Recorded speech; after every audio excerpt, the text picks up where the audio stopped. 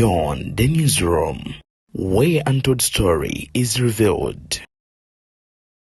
Omusumba awemukidde gavumenti pulezidenti alonze mutabani we okubeera vice president agonna amalala mangi nnyo agetukuleetedde olunaku olwaleero. N'omenya obuyumba bw'abantu omuntu yakateeka miliyoni ze 5 n'omenya miliyoni 2 ez'omuntu n'ozona sente ze bw'obanga gwe osobola ozifuna eyo gy'okolera gye muzibbira tekitegeeza nti ninoono omuntu asobola ofuna sente ezo.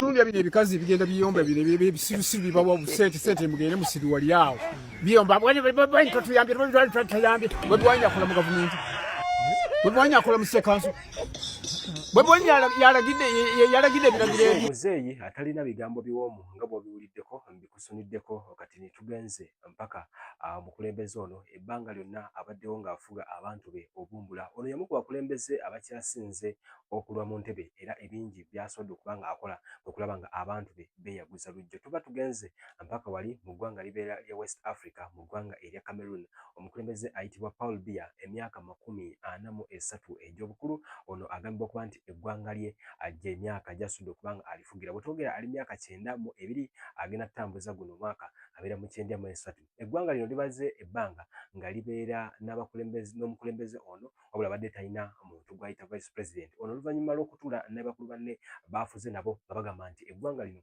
bwe lituuse lyetaaga okuba nti bulya likyusa mu nteekateeka zaayo era omukulembeze ono ebbanga lye erisinga alimala France. Ono ne mu kalulu teyasobola kuba nga alabikako lwa nsonga nti obulamu bwe bwali bugonvugonvu. Mu myaka 92 eggwanga ng'alifugira kusingaza mu ggwanga lya France aliwadde mutabani we ayitibwa Emmanuel Paul Biya ate asobola kuba nga alikwatamu. Abannansi si basanyufu wabula tebalina kyakola. Ono baakamulonda just last year emyaka emirala 7 akulembera. Kitegeeza nti Katonda wanaaba muwadde obulamu eggwanga lya banne agenda kulifuga mpaka ku myaka egiwera 99. Ekiddako abantu si basanyufu. Ono yamuwadde ebifo 3 birambirira. Yamuwadde obwa vice president, yamuwadde okukulira armed forces mu ggwanga eryo era yamuwadde n'okuba nti minister of delegates ate at the ministry of defense. Kyolowooza Munnayuganda awo we tuli mu ggwanga libeera lya Cameroon wabula we tuvaako awo atugenze kipayopayo mpaka mu ggwanga lya Uganda. Omusumba ono ebigambo bye bya nkizo nnyo. Ono akutegeeza n'agamba nti bw'ojjukiramu emabega Robert Kyagulanyi Ssentamu mu kayimba ke akatugambire ku Jennifer singa mbadde n'omukisa nandikujjukizaamu lines ezimu ku zaali ez'omuzinzi mu kayimba ako ne lwa copyright nsaba tugenderawo. Kusaba nno njagala osubscribing ku mukutu guno Beyond the Newsroom. Tutunulira emabega ebyo ne tukuwa depth ya story n'okulaba nga boolyawo otambula n'okumanya mbeerawo hands n'omusajja ayitibwa Dino okulaba nga enteekateeka bwe ziti natukutambuza n'okumanya obwenkanidde awo mu byonna byonna byonna okuba nga okola. Kakati nkunnyonnyola Robert Kyagulanyi Ssentamu, by then Bobi Wine, popularly known a pop star and politician who transformed ate n'aba nga yakyusa bingi nnyo mu ggwanga erya Uganda era bangi nnyo abamugaggawuliddemu n'abalala ate obaolyawo ne bamufuniramu ddala obuzibu. Mutugambire ku Jennifer mwaka guwera gwa 2012 yannyonnyola n'agamba nti ebiseera nga eby'okuzza ekibuga weebiri ekibuga yadde twagala kibeere nga kigenda mu maaso oba eggwanga lyaffe naye abantu abalina okuzza eggwanga balina kubeera ekintu ekirina okuzza eggwanga ekisooka balina kubeera bantu. Kivula bagamba nti ne bwe ba gavumenti people abantu bakulu nnyo mu gavumenti nti gavumenti yeffe abantu ate nga baali tebasonga ku executive oba ku judiciary amasiga agabiri ag'amaanyi mu ggwanga mu nsi yonna oba kale mu nsi agakulembera oba ne woteekako legislature oba legislators bamemba ba parliament ne bonna ababaga amateeka. Kakati yali ayogera ku bantu nti ekibuga nga kinaakula kirina okukula nga mulimu n'abantu. Omukulembeze bw'aba ayagala okukuza ekibuga oba eggwanga alina olikuza ng'ali wamu n'abantu. Bwe twogerera bw'oba obamenya at least funa wobassa wabula ono omusumba njagala oyongera ebigambo bye byali bya mugezi era ng'omukulembeze president wa National Unity Platform Kyagulanyi Ssentamu Robert era bw'atyo yasobola okuba ng'ategeeza ebiseera ebyo. Nkusaba nno osooka olabemu omusumba ono ate nkuwa ebirala bingi nnyo. Si musanyufu wabula ate bano bantu abamu ku banene oboolyawo balina okwogerako ku nsonga nga zino era yono omu ku bano abavuddeyo nga tebeetiridde mu bangi abo basazeewo kubanga oboolyawo basirika ne bafuuka kyesirikidde ate nga bano abantu oboolyawo nze nsobola okukakasa nti baba beezaawo mu mbeera ey'okubawa akasente. Ankulembe batenzije. Toyina ngeri gy'ogamba nti osobola okulongoosa eggwanga ng'omenya abantu we bakolera nga tobatadde tobafuniddewo we bagenda kutuula walala bakolere. Bwe n'omenya obuyumba bw'abantu omuntu yakateeka miliyoni ze 5 nojja n'ozimenya n'ozoonona obeera gavumenti kiddala atafa ku muntu wa wansi. Omuntu wa wansi alagewa anaasobola edduuka eryakakadde lyagala omusindikamu. Kitegeeza balina ottema empenda nga tebannamenya tebannakola kumenya buyumba bw'abantu. Balina sooka ttema mpenda. Abantu baffe bano bamufuna mpola tubataddewa. Bamufuna mpola tubataddewa. Bw'oba olongoose eggwanga tolifuula lyabagagga. Eggwanga si lyabagagga bokka. Waliwo abantu nga ye yapangisa akadaala ke waakolera ng'alina akadala wakola wafuna ekyokulya n'aliisa abaana. Kati ojjewo wabadde ajja ekyokulya okuliisa abaana abaliisa eki? Awo ogenda bawa akawunga n'omuceere? Bannaaye sibavoola naye waliwo ebintu ebimu nga byetaaga okulabwamu. Tomenya bumenya mayumba g'abantu, tomenya bumenya buyumba bw'abantu. Ffenna twagala eggwanga eddungi, twagala eggwanga eriyonjo, twagala eggwanga erikulaakulanye. Kituufu ne terina kulaakulana nga tukosa balala. Tusooke tuteme empenda, muteme empenda bekikwatako. Abantu bano bwe tubajja wano balagawa batandikira ku ki? Lwaki omenya ssente z'omuntu zonna n'ozoonoona? N'omenya miliyoni 2 ez'omuntu n'ozoona ssente ze bw'obanga gwe osobola ozifuna eyo gy'okolera gye muzibbira. Tekitegeeza nti ninoona omuntu asobola okufuna ssente ezo. Waliwo ebintu ebirina okutereera mu ggwanga. Eggwanga twagala eriyonjo naye sooka ofe ku muntu wa wansi ono. Ajjewo ekyokulya, ajjewo omutwalo, ajjewo 2, ajjewo ssente z'anaalabiriza abaana be.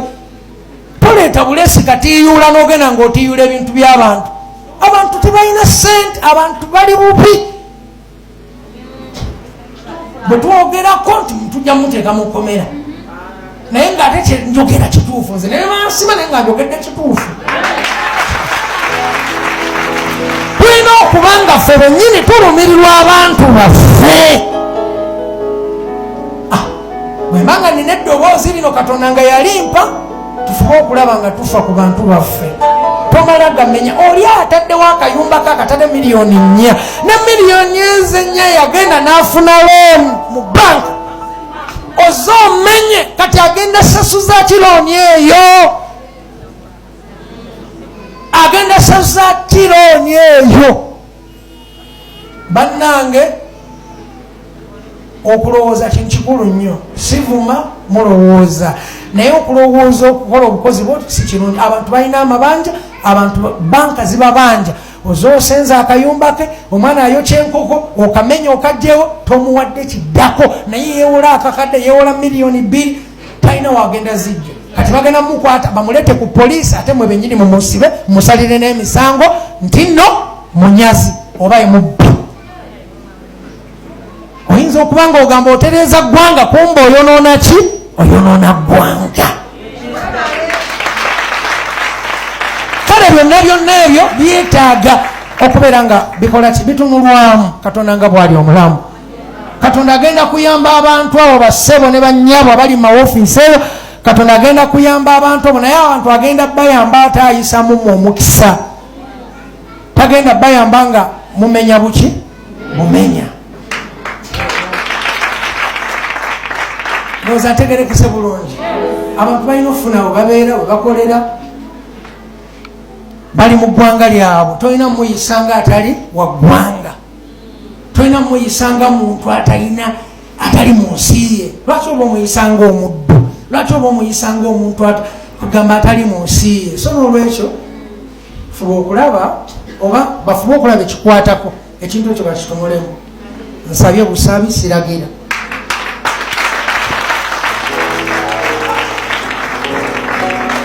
Wa mukisa oyo afa ku bantu.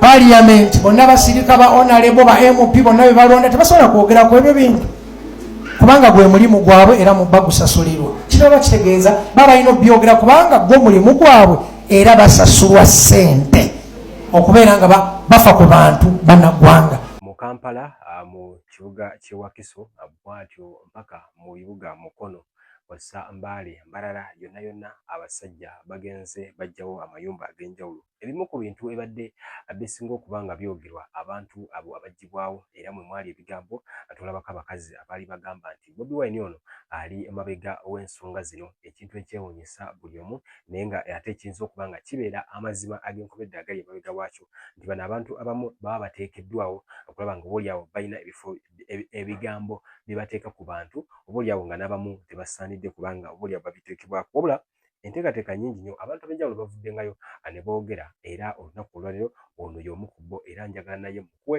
ate mu bufu bwe bumu tusobole okuba nga tuseeyeeya mpaka mu updates ezigenda okuddako. Musajja ebigambo bye bibeera by'amagezi nnyo era nange nsaba ate mbiyiseewo. Bobi Wine bantu bangi nnyo baleetedde obuzibu nga omwami ono bw'agamba era bw'ayanja ensonga ze. Bampita hanze subscribe nga tujja kuba ate tweyongerangayo mpola mpola bwe tuti. Bamama basazeewo okwefuula kiso kya mbuzi ekirekerera omussi ne kitunuulira omubaazi. Seriously speaking, omuntu nga wasomako oba ng'olina ekiyitibwa common knowledge, amagezi amazaale, amagezi aga bulijjo. Kanga tuyinza okugamba waliwo amagezi amasome ne tulina amagezi ag'obulijjo Mukama Katonda ago gatuzaala nago agasobola okwawula nti eri tooyi nsobola kugenda okufulumyayo bikyafu kuterekayo bikyafu agasobola okwawula nti guno musulo ono B. Kati sincerely speaking bannakazadde b'eggwanga abo batunulira bwoti n'obalaba bwe bafaananamu n'appearance yaabwe ne bibafuluma mu kamwa gw'osobola okubeerawo n'ogamba nti ddala abantu bye babadde boogerako tebabimanyi. Of course omuntu eyasomako n'akomako mu P7 asobola okukitegeera and these are state managed acts. Kubanga n'omwana omuto akimanyi ani eyafulumya order ey'okugoba bukiyosiki ku makubo oba obuyomba bw'oku makubo. Kyekibadde mukonawo okka ekintu kyatandikira Kampala wano ne kigenda nga kibuna ejjinja mwakirabye gye kiri okibuliriza Kayunga wabwa gwonna municipalities ez'enjawulo okwetooloola eggwanga lya Uganda n'entuŋŋamu n'embalala babadde bali mu kiriyalinga bukiyosiki obwo. Then here comes someone n'abakyala nga wobalaba tekuli n'omu asobola kukeera ku makya n'alonda Bobi Wine.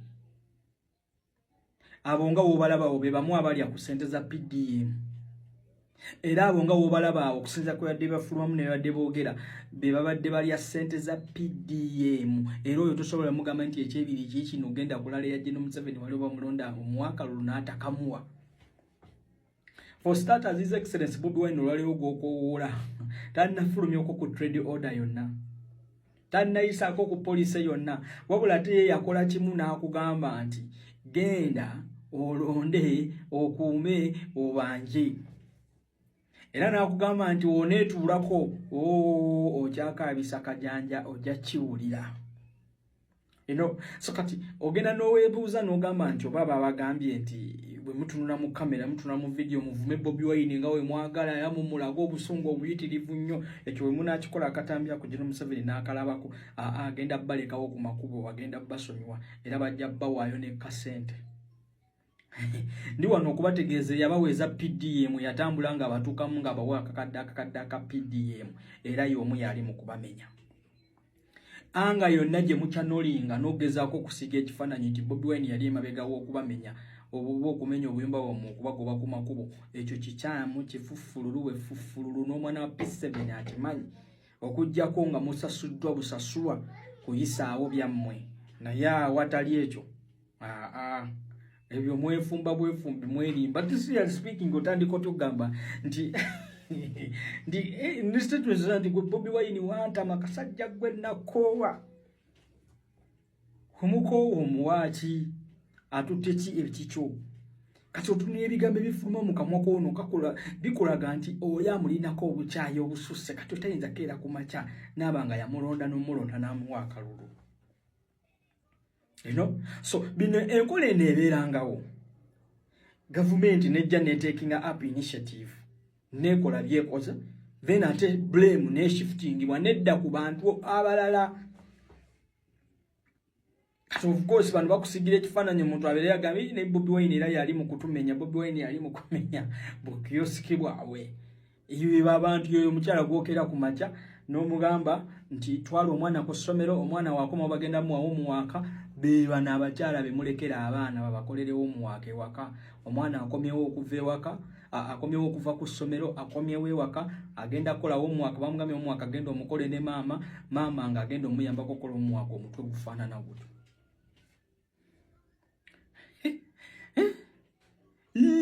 These are well scripted moves. Eyandibadde agamba nti bannange yandadde akoola prime minister nti bannange mumenya obuyumba bwaffe naye mututeekereteekere we tulina okudda nti mwatuwa akasente ka PDM ate tulina okukakomyawo kati wano tuwadde tukajja tukakomyewo. Awazatemo Bobi Wine. Tunja bino ebikazi bigenda biyomba bino ebisirusiru bibawa obusente mugende musiri wali awo biyomba bwani totuyambye Bobi Wine akola mu gavumenti Bobi Wine akola mu sekanso Bobi Wine yalagidde ebiragiro ebyo bw'osobola ogenda ogwaddalu ku bantu tetusobola kutegeera akugobye Kono yabagamba nti mwegatte wamu tukole ekintu tutereze ensi nebisiruwala gwe totulinyira nyanya zaffe kuzoonoona kakati nyanya bazoonoona kati bisiruwala wano byeyogeza temuddamu okusiruwala nga mugwa mu muntu ataliiwo naawe tobigezaako okuza wano bikamera byinja kubyasiresobola owoza politiki zagenda abantu bumenyi abantu abalina byebeekolera mumanya bumenya nnyumba zaabwe muwoza politiki zagenda babaka ba parliament gasiye bibite mumenya bumenyi bizimbe by'abantu wano byebeekoledde ku sente zaabwe ez'ekinaku mugenda muzunza bikamera tobizza wano kyalina aid yonna gyamuwa kyekiri Muganda waffe Kyagulanyi Ssentamu kye yagenze n'abagamba ye teyagenze kusaba buyambi wabula yagenze ku challenginga policy kubanga we are under American foreign policy. America byesalawo byetugoberera kubanga tuli protectorate ya Bungereza ate Bungereza yonna weerina amakanda America yesingawo amaanyi kubanga those are partners. So kati American foreign policy now is at work. Mujewo obuzimbe bwammwe muteeke mugende mu bizimbe ebituukanye n'omutindo musobole okusasula emisolo. Bwe mumala osasula emisolo omusajja afune engeri gy'atambuza ye kyayagala. Mwami Museveni mpaka not until ng'omugati gweyongedde ebbeeyi musituke mu mugobe mmwe bannannyini nsi. Bannannyini ki? Naye bwe munalowooza nti Kyagulanyi Ssentamu yajja okubayamba. Nedda ssebo Kyagulanyi tagenda kujja wuwo mbuno mpaako ki mpayo kansuleko wano bampayo ekyennyanja nze Abanyasola I know how to survive. I know ate nga sibbye kubanga nze omutwe ogwange gukola ki kati gwasigadde gwalowooza nti Abanyasola yalina okubinnwanira nkusaasidde nkabanja lwange okabanja lulwo ne muganda wo akabanja lulwe musayisa obutemonga busise mu Uganda obutemo kati njogere ki gwe bajiddewo akayumba kukuba agenda lyawo agenda lya mu nsawo yo okitegedde agenda lya mu nsawo yo oyinza n'okwesanga ng'ono gwe bakutte mbu asaza abaana oyinza n'okwesanga nga yabadde biased ekyo kimu okitegeera kubanga bw'oba ogamba mbu state agent nga bwe tugamba abo bakozi ba state lowooza side bbiri lowooza ku mbeera eri mu nsi olyoka olowooze ne ku state lwaki tugamba nti buli kimu state waliwo ebirala nga state si yeebireese naye ng'embeera